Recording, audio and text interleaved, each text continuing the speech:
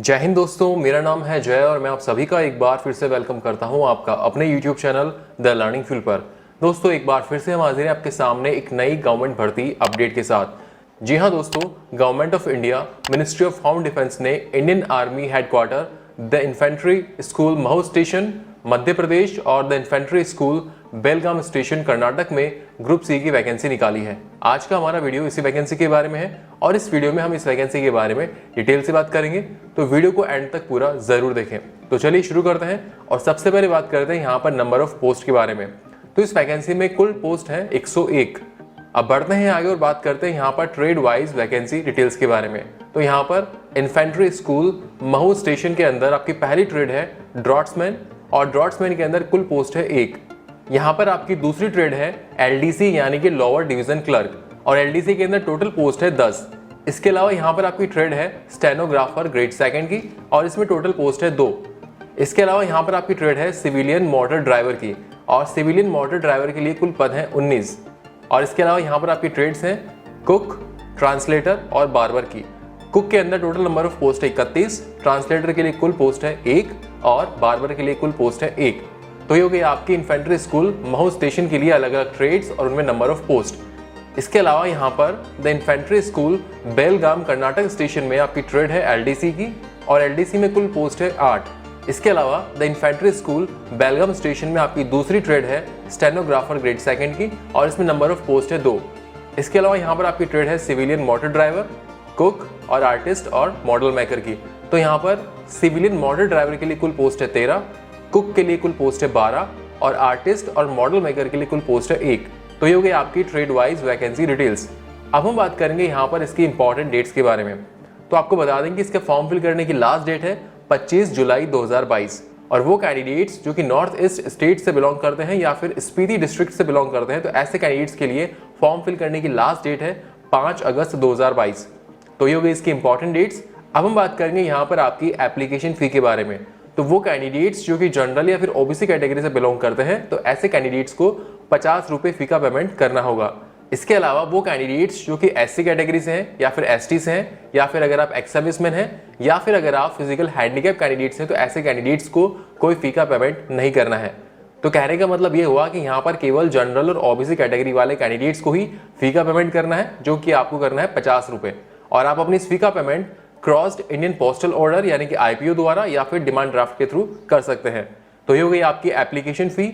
अब बढ़ते हैं आगे और बात करते हैं यहाँ पर आपकी एज लिमिट के बारे में, यानी कि आपकी उम्र के बारे में। तो यहाँ पर जो आपकी उम्र है वो 25 जुलाई 2022 के हिसाब से कैलकुलेट होगी। इस डेट के हिसाब से अगर आप एलडीसी पोस्ट, ट्रांसलेटर पोस्ट या फिर स्टेनोग्राफर ग्रेड सेकंड या फिर बार्बर या फिर कुक पोस्ट के लिए अप्लाई करते हैं, तो आपकी जो उम्र है वो 18 साल से लेकर 25 साल के बीच होना जरूरी है। या फिर अगर आप सिविलियन मोटर ड्राइवर, आर्टिस्ट और मॉडल मेकर या फिर ड्रॉट्समैन ट्रेड के लिए अप्लाई करते हैं, तो जो आपकी उम्र है वो 18 साल से लेकर 27 साल के बीच होना जरूरी है। अगर बात करें उम्र में मिलने वाली छूट के बारे में, तो यहाँ पर एससी एसटी कैंडिडेट्स को अधिकतम उम्र में 5 साल तक की छूट दी जाएगी और ओबीसी कैंडिडेट्स को अधिकतम उम्र में 3 साल तक की छूट दी जाएगी। तो ये हो गई आपकी एज लिमिट यानी कि आपकी उम्र। अब बढ़ते हैं आगे और बात करते हैं यहाँ पर आपके पे स्केल यानी कि आपके वेतन के बारे में। तो दोस्तों, यहाँ पर जो आपका पे स्केल है वो ट्रेड वाइज अलग अलग रहेगा। तो पहले हम बात करेंगे ड्रॉट्समैन और स्टेनोग्राफर ग्रेड सेकंड ट्रेड के लिए आपके पे स्केल के बारे में। तो अगर आप इन दोनों ट्रेड के लिए अप्लाई कर रहे हैं, तो आपका पे स्केल लेवल 4 के हिसाब से रहेगा 25,500 रुपये से लेकर 81,100 रुपये तक। और अगर आप एलडीसी यानी कि लोअर डिवीजन क्लर्क या फिर सिविलियन मोटर ड्राइवर या फिर कुक या फिर ट्रांसलेटर इन ट्रेड्स के लिए अप्लाई करते हैं, तो आपका पे स्केल लेवल 2 के हिसाब से 19,900 रुपये से लेकर 63,200 रुपये तक रहेगा। और अगर आप बार्बर, आर्टिस्ट या फिर मॉडल मेकर ट्रेड के लिए अप्लाई करते हैं, तो आपका पे स्केल लेवल 1 के हिसाब से 18,000 रुपये से लेकर 56,900 रुपये तक रहेगा। तो ये हो गया आपका ट्रेड वाइज पे स्केल। अब बढ़ते हैं आगे और बात करते हैं यहाँ पर आपकी एजुकेशनल क्वालिफिकेशन के बारे में। तो दोस्तों, यहाँ पर हम जो आपको एजुकेशनल क्वालिफिकेशन बताएंगे वो ट्रेड वाइज बताएंगे। तो यहाँ पर आपकी पहली ट्रेड है स्टेनोग्राफर ग्रेड सेकंड। तो अगर आप इस ट्रेड के लिए अप्लाई करते हैं, तो आपको भारत सरकार द्वारा मान्यता प्राप्त किसी भी बोर्ड से आपको 12वीं पास होना जरूरी है। 12वीं पास होने के साथ ही साथ यहाँ पर आपका स्किल टेस्ट भी लिया जाएगा और इस स्किल टेस्ट में आपका डिक्टेशन टेस्ट होगा, जिसमें कि आपकी डिक्टेशन स्पीड 80 वर्ड्स पर मिनट होनी जरूरी है 10 मिनट के अंदर। इसके अलावा यहाँ पर आपका ट्रांसक्रिप्शन टेस्ट भी होगा और ट्रांसक्रिप्शन के अंदर इंग्लिश के अंदर आपको 50 मिनट्स और हिंदी में आपको 65 मिनट्स के लिए आपको ट्रांसक्रिप्शन टेस्ट किया जाएगा और ये आपका ट्रांसक्रिप्शन टेस्ट जो है वो कंप्यूटर के ऊपर होगा।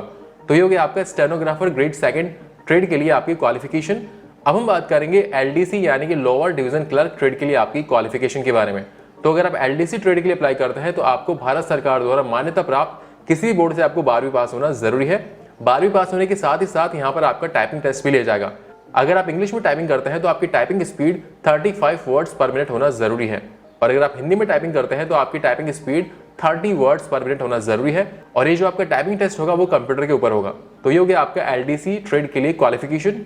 अब हम बात करेंगे सिविलियन मोटर ड्राइवर ट्रेड के लिए क्वालिफिकेशन के बारे में।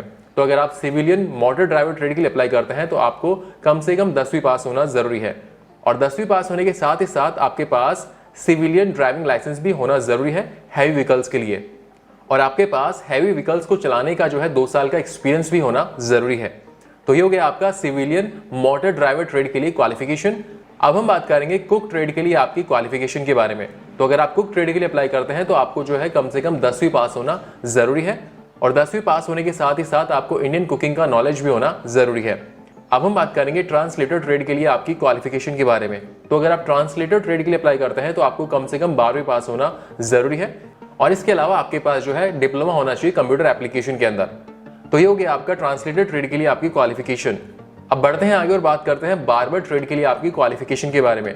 तो अगर आप बार्बर ट्रेड के लिए अप्लाई करते हैं तो आपको कम से कम 10वीं पास होना जरूरी है और इसके साथ ही साथ आपके पास बार्बर ट्रेड के अंदर कम से कम 1 साल का एक्सपीरियंस भी होना जरूरी है। तो ये हो गया आपकी बार्बर ट्रेड के लिए क्वालिफिकेशन। अब हम बात करेंगे ड्रॉट्समैन ट्रेड के लिए आपकी क्वालिफिकेशन के बारे में। तो अगर आप ड्रॉट्समैन ट्रेड के लिए अप्लाई करते हैं तो आपके पास भारत सरकार द्वारा मान्यता प्राप्त किसी भी बोर्ड से आपको कम से कम 10वीं पास होना जरूरी है और 10वीं पास होने के साथ ही साथ आपके पास ड्रॉट्समैनशिप के अंदर 2 साल का डिप्लोमा भी होना जरूरी है। तो ये होगी आपकी ड्रॉट्समैन ट्रेड के लिए क्वालिफिकेशन। अब हम बात करेंगे आर्टिस्ट और मॉडल मेकर ट्रेड के लिए क्वालिफिकेशन के बारे में। तो इस ट्रेड के लिए आपको कम से कम 10वीं पास होना जरूरी है। 10वीं पास होने के साथ ही साथ आपके पास मान्यता प्राप्त इंस्टीट्यूट से ड्राइंग के अंदर सर्टिफिकेट भी होना जरूरी है। तो ये होगी आपकी आर्टिस्ट और मॉडल मेकर ट्रेड के लिए क्वालिफिकेशन। तो दोस्तों ये थी आपकी एजुकेशनल क्वालिफिकेशन। अब बढ़ते हैं आगे और बात करते हैं यहाँ पर इसके मोड ऑफ सिलेक्शन के बारे में। तो इसके सिलेक्शन प्रोसीजर में आपका सबसे पहले रिटन एग्जामिनेशन होगा। इस रिटन एग्जामिनेशन में आपके कुल 4 पेपर होंगे। पेपर फर्स्ट आपका होगा जनरल इंटेलिजेंस एंड रीजनिंग का, जिसमें कि objective type multiple choice questions आएंगे और इस पेपर फर्स्ट में आपके कुल 25 क्वेश्चंस आएंगे और ये 25 क्वेश्चंस कुल 25 नंबर के होंगे। यहाँ पर आपका पेपर सेकंड होगा जनरल अवेयरनेस का, इसके अंदर भी ऑब्जेक्टिव टाइप क्वेश्चंस आएंगे और इस पेपर सेकंड में आपके कुल 50 क्वेश्चंस आएंगे और ये 50 क्वेश्चंस कुल 50 नंबर के होंगे। आपका पेपर थर्ड होगा जनरल इंग्लिश का, इसके अंदर भी ऑब्जेक्टिव टाइप क्वेश्चंस होंगे और इस पेपर थर्ड में आपके टोटल 50 क्वेश्चंस होंगे और ये 50 क्वेश्चंस भी 50 नंबर के होंगे। और यहाँ पर आपका पेपर फोर्थ होगा न्यूमेरिकल एप्टीट्यूड का, इसके अंदर भी ऑब्जेक्टिव टाइप क्वेश्चंस आएंगे और इस पेपर में आपके कुल 25 क्वेश्चंस आएंगे और ये 25 क्वेश्चंस कुल 25 नंबर के होंगे। यानी कि आपका जो रिटन एग्जामिनेशन होगा इसमें कुल 150 क्वेश्चंस आएंगे और ये 150 क्वेश्चंस कुल 150 नंबर के होंगे। और यहाँ पर आपको बता दें कि इस रिटन एग्जामिनेशन को क्लियर करने के लिए आपको 2 घंटे का टाइम दिया जाएगा। तो मोड ऑफ सिलेक्शन में ये हो गया आपका written examination. Written examination clear करने के बाद में आपका ट्राई टेस्ट होगा जो कि क्वालिफाइंग इन नेचर होगा, यानी कि इसके मार्क्स नहीं जुड़ेंगे लेकिन आपको क्वालिफाई करना जरूरी होगा। और फिर फाइनली आपकी मेरिट लिस्ट तैयार होगी। और यहाँ पर आपको बता दें कि ये जो आपकी मेरिट लिस्ट तैयार होगी ये आपके रिटन एग्जामिनेशन में जो आपके मार्क्स आएंगे उनके बेसिस पर यहाँ पर आपकी मेरिट लिस्ट तैयार होगी और फिर उसके बेसिस पर आपका सिलेक्शन होगा। तो दोस्तों ये हो गया इसका मोड ऑफ सिलेक्शन।